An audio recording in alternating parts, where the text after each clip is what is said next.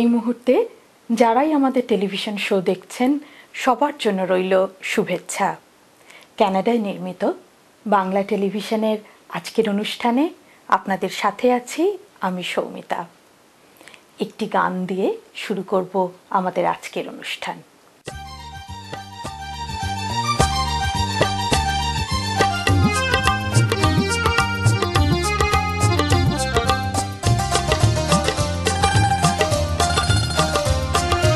তোমার আকাশ দুটি চোখে আমি হয়ে গেছি তারা,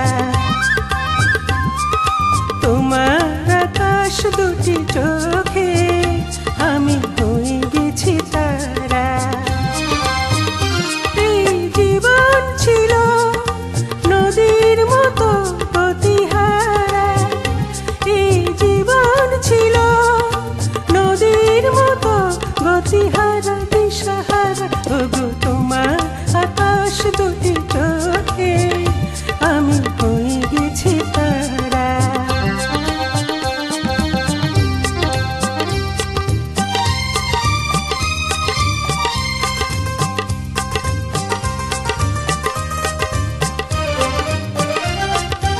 আগে ছিল শুধু পরিচয়, পরে হলো মন বিনিময়। আগে ছিল শুধু পরিচয়, পরে হলো মন বিনিময়। শুভ লগ্নে হয়ে গেল শুভ পরিণয়, শুভ লগ্নে হয়ে গেল শুভ পরিণয়। আজ যখনই ডাকি জানি তুমি দেবে সারা। এই জীবন ছিল নদীর মতো গতিহারা দিশাহারা। ওগো তোমার আকাশ দুটি চোখে আমি হয়ে গেছি তারা।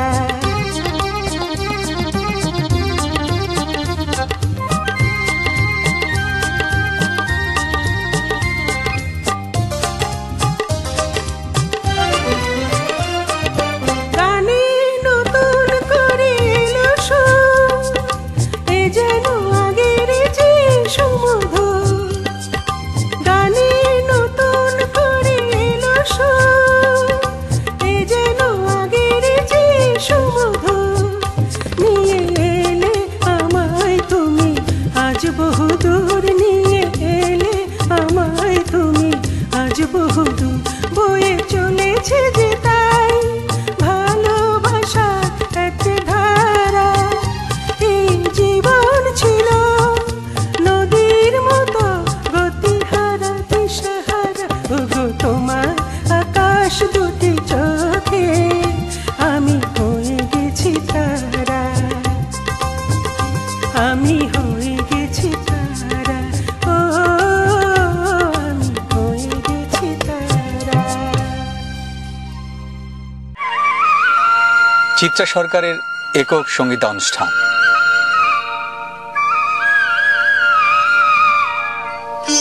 সুরবাণী সঙ্গীত নিকেতন আয়োজিত এই সঙ্গীত সন্ধ্যায় চিত্রা গাইবেন বাংলার পঞ্চকবির গান।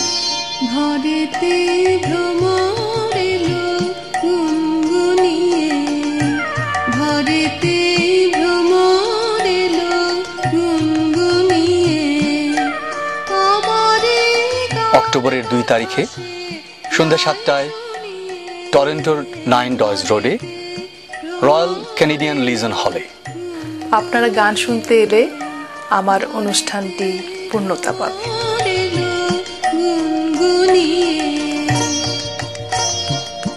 হাজার বছর ধরে আমি পথ হাঁটিতেছি পৃথিবীর পথে। সিংহল শহর থেকে আরো দূরে অন্ধকারে মালয় সাগরে অনেক ঘুরেছি আমি। বিম্বিসার অশোকের ধূসর জগতে সেখানে ছিলাম আমি। আরো দূর অন্ধকার বিদর্ভ নগরে আমি ক্লান্ত প্রাণ এক। চারিদিকে জীবনের সমুদ্র সফেন। আমারে দুদণ্ড শান্তি দিয়েছিল নাটোরের বনলতা সেন।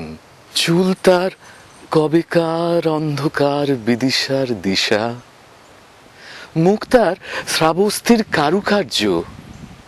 অতি দূর সমুদ্রের পর হাল ভেঙে যে নাবিক হারিয়েছে দিশা, সবুজ ঘাসের দেশ যখন সে দেখে দারুচিনি দ্বীপের ভিতর, তেমনি দেখেছি তারে অন্ধকারে। বলেছে সে, এতদিন কোথায় ছিলেন? পাখির নীড়ের মতো চোখ তুলে নাটোরের বনলতা সেন। সমস্ত দিনের শেষে শিশিরের শব্দের মতো সন্ধ্যায় আসে, ডানার রৌদ্রের গন্ধ মুছে ফেলে চিল। পৃথিবীর সব রং মুছে গেলে পাণ্ডুলিপি করে আয়োজন, তখন গল্পের তরে জোনাকির রঙে ঝিলমিল। সব পাখি ঘরে আসে, সব নদী ফুরায় জীবনের সব লেনদেন। থাকে শুধু অন্ধকার, মুখোমুখি বসিবার বনলতা সেন। দেখছেন বাংলা টেলিভিশন কানাডার অনুষ্ঠানমালা।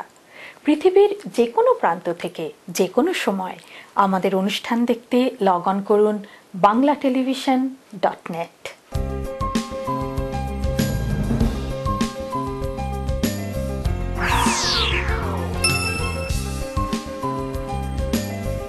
পল্টু কুমার শিকদার, বাংলাভাষী Canadian barrister, immigration, personal injury, criminal law, real estate সহ যে কোনো বিষয়ে আইনগত পরামর্শের জন্য নির্ভরযোগ্য ও বিশ্বস্ত।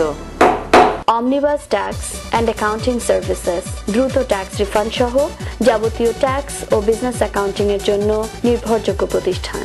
যোগাযোগ Mushtaq Ahmed, 2811 Danforth avenue, Toronto. একটি স্বপ্নীল বাড়ি, একটি লাভজনক ব্যবসা, একটি নির্ঝঞ্ঝাট কন্ডোমিনিয়াম। আপনার এমন সব স্বপ্ন পূরণে অভিজ্ঞ রিয়েল এস্টেট এজেন্ট শাহজাদ একটি বিশ্বস্ত নাম। দর্শক, অস্ট্রেলিয়া প্রবাসী কবি আবুল হাসনাত মিল্টন সম্প্রতি কানাডায় এসেছিলেন। বাংলা টেলিভিশনের আমন্ত্রণে তিনি আমাদের স্টুডিওতে কথা বলেছিলেন আহমেদ হোসেনের সঙ্গে। এখন দেখব সেই কথোপকথনের কিছু অংশ। ডক্টর আবুল হাসনাত মিল্টন, আপনাকে টরন্টোতে স্বাগতম, বাংলা টেলিভিশনে সুস্বাগতম। আপনি কেমন আছেন? আমি ভালো আছি, আপনি কেমন আছেন? এই ভালো আছি। এবার কি আপনার প্রথম টরন্টোতে আসা? না, এবার আমি থার্ড টাইম এলাম। আচ্ছা, বাংলা টেলিভিশন আপনি দেখেছেন? হ্যাঁ, আমি মাঝে মধ্যে অনলাইনে দেখেছি। আচ্ছা, আমরা অত্যন্ত আনন্দিত যে আপনাকে আমাদের স্টুডিওতে পেয়েছি। আপনার কাছে আমাদের প্রশ্ন যে 80-র দশকে আপনি তুখোর ছাত্রনেতা, মিছিলের মুখ, একজন কবি, লেখক, গবেষক, আর্সেনিকের উপর গবেষণা করেছেন, একজন চিকিৎসক, একজন ডাক্তার, এবং সে আবার ডাক্তারদের পড়ান। আপনি নিউ ক্যাসেল ইউনিভার্সিটিতে পড়াচ্ছেন অস্ট্রেলিয়াতে। এই যে এত পরিচয় আপনার, এত পরিচয়ের মধ্যে কোন পরিচয়টাকে আপনি নিজেকে নিজে মনে করেন যে আপনি ভাবতে ভাল লাগে? একটা জিনিস, জীবনটাকে আমি কখনো কোনো নির্দিষ্ট কাঠামোতে আটকে রাখিনি। আমি জীবনটা নিয়ে খেলেছি।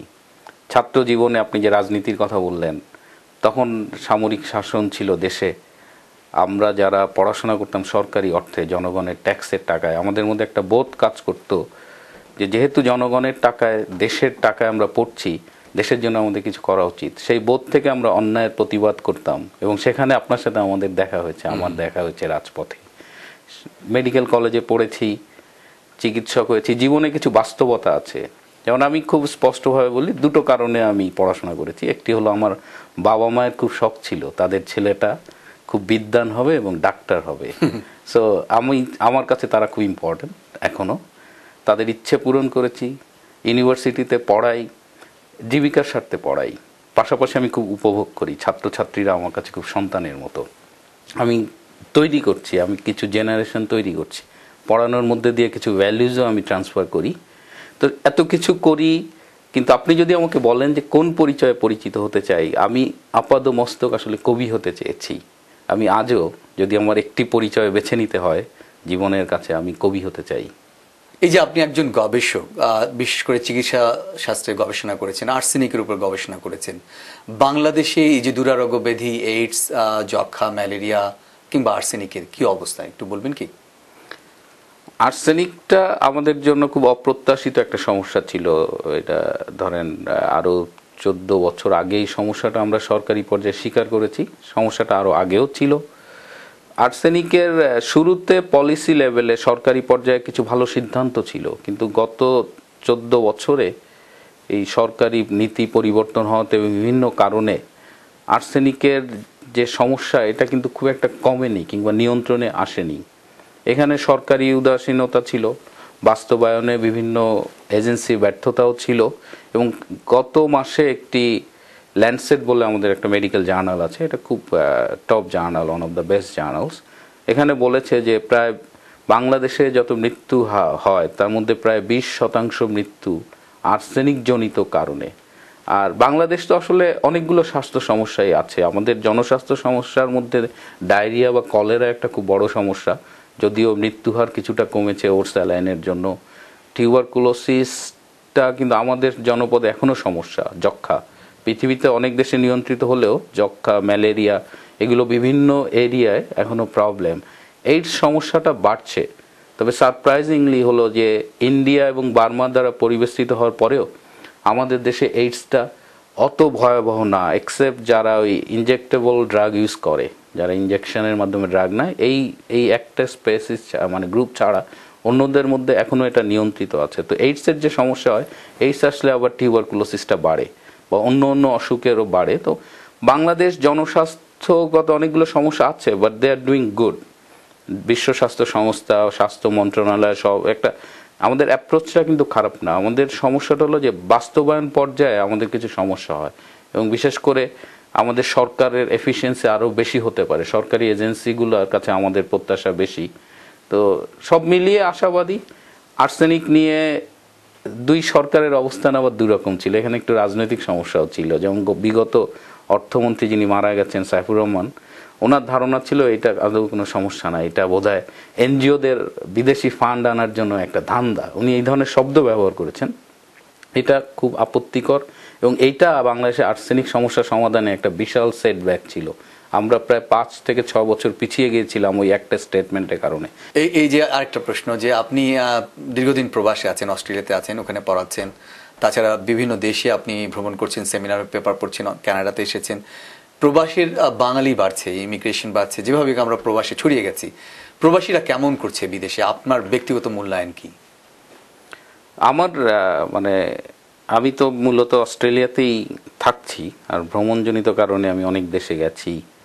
আমার কাছে মনে হয়েছে যে যদি এক কথায় বলতে হয় যে তারা আসলেই ভালো করছে, কিন্তু এখানে বিভিন্ন ধরনের বিভাজন আছে, যে কে কীভাবে বাইরে আসছে, প্রবাসী হচ্ছে, কেউ সুনির্দিষ্ট দক্ষ শ্রমিক হিসেবে, আমরা যেমন দক্ষ শ্রমিক বলতে পারেন আমাদের, আমরা একটা সুনির্দিষ্ট জায়গায় কাজ করছি, আমাদের জন্য জীবন অনেক ইজি, প্রবাসে বলেন আমাদের এক্সপোজার বেশি। আবার একটা অংশ আছে যারা খুব কষ্ট করে এখানে এস্টাবলিশড হচ্ছে, এর পাশাপাশি অনেকেই আছে যে সেকেন্ড থার্ড জেনারেশন এখানে চলে আসছে। তো প্রবাসে ভালো করছে বাঙালিরা, অবশ্যই মেইন স্ট্রিমে তারা আস্তে আস্তে ঢুকছে। আমাদের অস্ট্রেলিয়া মেইন স্ট্রিমে বাংলাদেশিরা আনুপাতিক হারে ভালোই করছে, অন্য অন্য দেশেও করছে, কানাডায় বা আমেরিকায় যতদূর জানি বা ইউকেতে দে আর ডুইং গুড। আর এটা হলো একদিক দিয়ে হলো আমরা পেশাগতভাবে ভালো আছি, একটা অংশ হয়তো খুব এখনো স্ট্রাগল করছে। আর এর সাথে একটা জিনিস প্রবাসে আমি খুব খেয়াল করেছি, আপনিও নিশ্চয়ই খেয়াল করবেন, যে টানা পড়েন আমরা যারা প্রথম প্রজন্মে এখানে এসেছি, আমরা মানসিকভাবে খুব বেশি বাংলাদেশে এখনো থাকি। আমরা যাই করি এখানে আমাদের কিন্তু বাংলাদেশকে খুঁজি, আমাদের গানে কথায় আড্ডায় বাংলাদেশ, কিন্তু আমাদের পরবর্তী জেনারেশনগুলো বাংলাদেশের সাথে ওভাবে কতখানি শেকড়ের বন্ধনে থাকবে। তো এই সাংস্কৃতিক একটা টানা পড়েন তৈরি হচ্ছে আমাদের প্রথম জেনারেশনে, সেকেন্ড জেনারেশন সেটা কিভাবে ফেস করবে এইটা একটা দেখার বিষয়। আমরা যারা প্রথম জেনারেশনের আমাদের একটা কাজ করারও বিষয়, যেন তারা শেকড়ের সাথে সংশ্লিষ্ট থাকে, সম্পূর্ণ বিচ্ছিন্ন না হয়ে যায়। তো এমনি তারপরেও আমার কাছে মনে হচ্ছে যে যদি একজন শিল্পীর প্রবাস জীবনের কথা বলেন, আমার কাছে মনে হয়েছে যে এটা এক ধরনের নির্বাসনও, আমি এটাকে বলি স্বেচ্ছা নির্বাসন। তো প্রবাস জীবন একজন শিল্পীর জন্য অত্যন্ত জরুরি, মানে আপনাকে এমন একটা ডাইমেনশন আপনার সামনে নিয়ে আসবে, এটা আপনি জীবনে অনুভব করতে পারবেন না। সো আমাদের যদি স্বল্পকালীন এই নির্বাসন থাকে শিল্প সাহিত্যের জন্য, এটা আমার তো মনে হয় ভালোই। এটা আপনি শিল্পী, তাই আপনাকে বললাম যে আপনি হয়তো উপলব্ধি করবেন যে এই যে একটা শেকড়চ্যুতি উদ্বাস্তু জীবনের মতো এই যে কষ্ট, এই যে বেদনা, এই যে সারাক্ষণ বাংলাদেশকে ধারণ করা, এর মধ্য দিয়ে যে যন্ত্রণা, এবং যন্ত্রণার থেকে আপনি জানেন যে শিল্পের জন্য যন্ত্রণা খুব জরুরি একটা বিষয়। মানে আমার তো মনে হয় খুব সুখী মানুষ খুব ভালো শিল্পী হতে পারে না, এটা আমার ব্যক্তিগত ধারণা। তো সেই যন্ত্রণাটা তৈরি করে এই প্রবাস জীবন। অনেকে রসিকতা বলে যে এটা জেল খাটার মতো একটা বিষয়, প্রবাস খাটা। তো এটার ভালো দিক আছে, ফিনান্সিয়ালি ভালো দিক আছে, আমরা দেশে অনেক কন্ট্রিবিউট করছি ফিনান্সিয়ালি, আমরা কষ্ট পাচ্ছি, যন্ত্রণার ভেতরে যাচ্ছি, কিন্তু এই যন্ত্রণার ভালো দিকটা হলো যে শিল্পে সাহিত্যে আমরা অনেক বেশি কন্ট্রিবিউট করতে পারি এই এরকম একটা অবস্থা থেকে আর কি। মিল্টন, আপনি শুরুতেই বলছিলেন যে আপনি কবি হতে চান, কবির পরিচয়ে পরিচিত হতে পারলে খুশি হতেন। আমাদের বাংলা টেলিভিশনের শ্রোতাদের, দর্শক শ্রোতাদের উদ্দেশ্যে কি একটা কবিতা পাঠ করতে পারেন প্লিজ? হ্যাঁ, অবশ্যই আমি পড়বো। এটা জুলাই মাস আমার জন্মের মাস। শুভ জন্মদিন। এটা আগামী, ধন্যবাদ। আগামী 16 তারিখে আমার জন্মদিন। তো এটা গত জুলাই মাসে লেখা। তো এই ছোট্ট একটি কবিতা আমি পড়ি দর্শকদের জন্য, বাংলা টেলিভিশনের দর্শকদের জন্য। কবিতাটির নাম বৃষ্টির পাশে। এক জীবনের পাপগুলো সব এসে জড়ো হয় জুলাইয়ের সন্ধ্যায়। অভিলাষ খুব একা হয়ে গেছে। তোমার জীবন তুমি এভাবে চেয়েছো, প্রিয়তম ফুল রেখে এসেছ অচেনা সমাধিতে। সমকামী তরুণীর প্রতি ঈর্ষা পুষে রেখে কি লাভ? হৃদ্য বিকেল অকারণে অভিমানী হয়। ড্যানোর কৌটোর মতো উত্তরাধুনিক দুপুর আমার বন্ধু। প্রার্থনার পাশে নেমেছে জটিল বৃষ্টি। আমি স্থির দাঁড়িয়ে আছি, কোথাও যাইনি। মানুষ আমাকে ছেড়ে চলে গেছে। অসংখ্য ধন্যবাদ। অসম্ভব সুন্দর একটি কবিতা। আপনার এই ভ্রমণকালীন সময়ে নানা ব্যস্ততায় আমি জানি যে বইমেলা এসেছেন, এর মধ্যে সময় করে বাংলা টেলিভিশনের স্টুডিওতে উপস্থিত হয়েছেন, এজন্য আপনাকে অসংখ্য ধন্যবাদ। আপনাকেও ধন্যবাদ, এবং আপনার মাধ্যমে বাংলা টেলিভিশনের সকল কলাকুশলী এবং দর্শকদেরও ধন্যবাদ।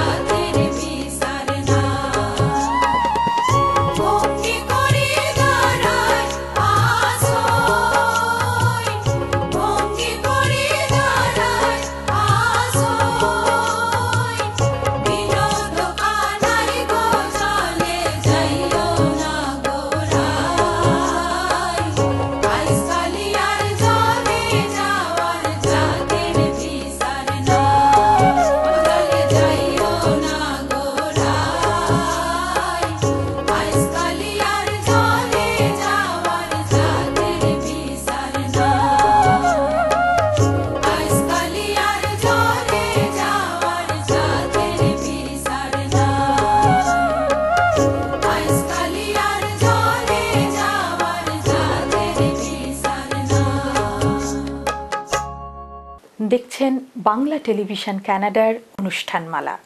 পৃথিবীর যে কোনো প্রান্ত থেকে যে কোনো সময় আমাদের অনুষ্ঠান দেখতে লগ অন করুন banglatelevision.net।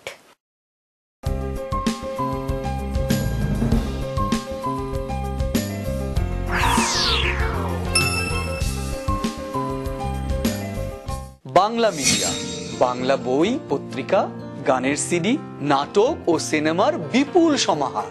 ড্যানফোর্থ ও ভিক্টোরিয়া পার্ক এলাকায় বাংলা মিডিয়ায় সাদর আমন্ত্রণ। 3000 ড্যানফোর্থ অ্যাভিনিউ, টরন্টো। বাড়ি কিনবেন? সে অনেক ঝামেলা। আমি আপনাকে সাহায্য করব। সঠিক বাড়িটি কেমনে খুঁজে পাবো? আমি আপনাকে সাহায্য করব। মর্গেজ পেতে তো অনেক সমস্যা। আপনার মর্গেজ সমস্যা সহ বাড়ি কেনা বেচার যাবতীয় পরামর্শের জন্য সাজ্জাদ একটি বিশ্বস্ত নাম।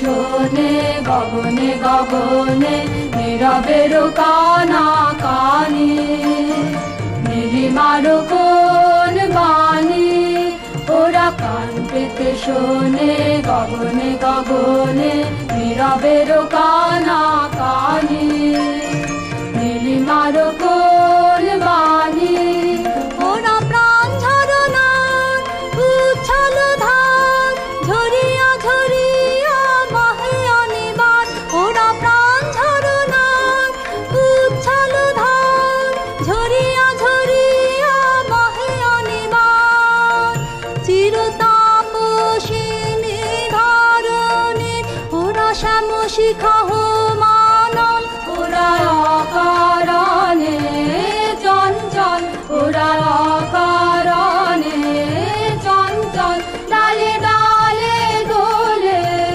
বায়ু হিল্লোলে নব পল্লব গান, ওরা অকারণে চঞ্চল, ওরা অকারণে চঞ্চল। দর্শক, এই ছিল আমাদের আজকের আয়োজন। আপনাদের সকলকে ধন্যবাদ আমাদের সাথে থাকার জন্য। আমাদের পরবর্তী অনুষ্ঠান ঠিক এক পক্ষকাল পরে একই সময়ে একই চ্যানেলে দেখবার আমন্ত্রণ রইল। সকলে ভালো থাকুন, সুস্থ থাকুন, আর বাঙালির সাথে বাংলা বলুন।